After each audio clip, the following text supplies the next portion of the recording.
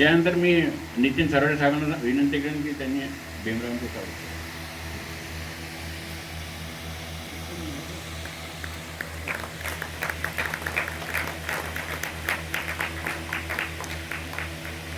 भीमरावजी, इंदूरला असे अनेक लोक आहेत अमराठी भाषिक की जे मराठी भाषेवर खूप प्रेम करतात आणि आमच्या ॲक्टिव्हिटीमध्ये उपक्रमाला खूप साथ देतात आणि अत्यंत दिलदार लोक म्हणजे.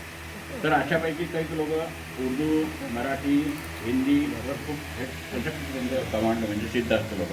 अशातले एक व्यवसायी आणि उर्दूचे उर्दू हिंदीचे लेखक पण मराठी भाषिक ॲक्टिव्हिटीवर खूप साथ देणारे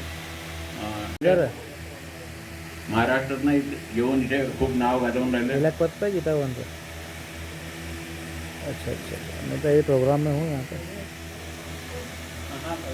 अभी स्टार्ट ही हुआ प्रोग्राम. मोहन दीक्षित. आ रही आवाज़ आ रही.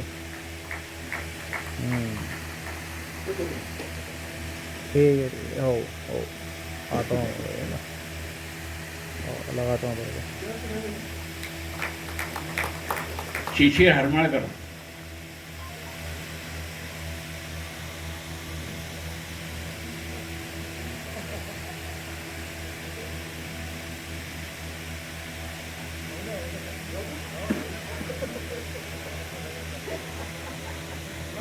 हे राहू द्या.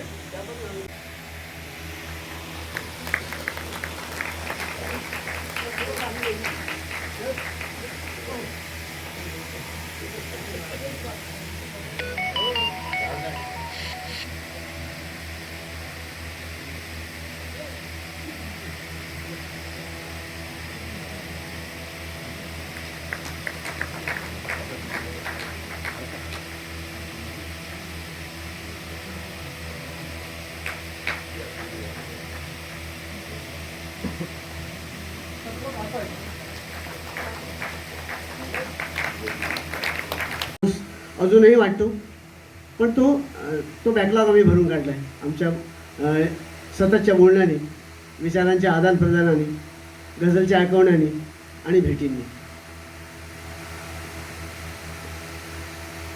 पंडित उपाधी लावतात, ठीक आहे, शासनाने दिली आहे, महाराष्ट्र शासनाने, म्हणून ठीक आहे. शास्त्रीय गाणं 9-10 वर्षे शिकलो म्हणूनही थोडंसं जायज आहे, नाही असं नाही. गझल नवाज या उपाधीमध्ये गायकाकडे किंवा माझ्याकडे म्हणा लहानपण येतं. गझलने जिसको नवाजा वो गझल नवाज, म्हणजे आपल्याकडे लहानपण येतं. पण कधी कधी आनंदातिरेकाने म्हणा किंवा अतिप्रेमाने म्हणा किंवा गैरसमजाने म्हणा, गझल सम्राट, गझलचे बादशाह वगैरे असं जेव्हा म्हणतात तेव्हा असा यातना होतात. आणि आता सांगा किती लोकांना कसं सांगा की असं नका म्हणू, हे नका म्हणू, हे चालेल, हे नाही चालणार, म्हणून आपलं ऐकून घ्यायचं, इकडनं विसरून जायचं, सोडून द्यायचं.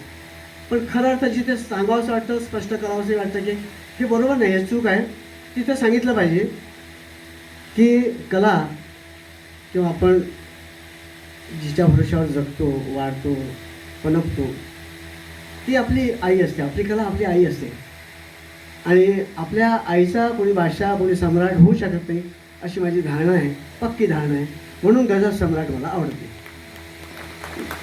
गझल नवाज चालेल, गझलने जिसको नवाजा लहानपण येतं. एक भीमराव आणि एक पुरुषोत्तम दोन्ही मंचावर आपल्या समक्ष उपस्थित आहेत. आपणा सगळ्यांना आंबेडकर जयंतीच्या मी मनपूर्वक शुभेच्छा देतो. कार्यक्रमाचे संयोजक माझे परमस्नेही अनिलजी धडवईवाले, खरं तर त्यांचं नाव काहीतरी चुकतंय, ते धडवईवाले नाहीत, धडपडवाले आहेत. मराठी भाषेच्या रक्षणासाठी सतत धडपडणारा 25 वर्षाचा तरुण आज मी पहिल्यांदा बघितला आणि त्यांच्याविषयी मला अभिमान वाटला.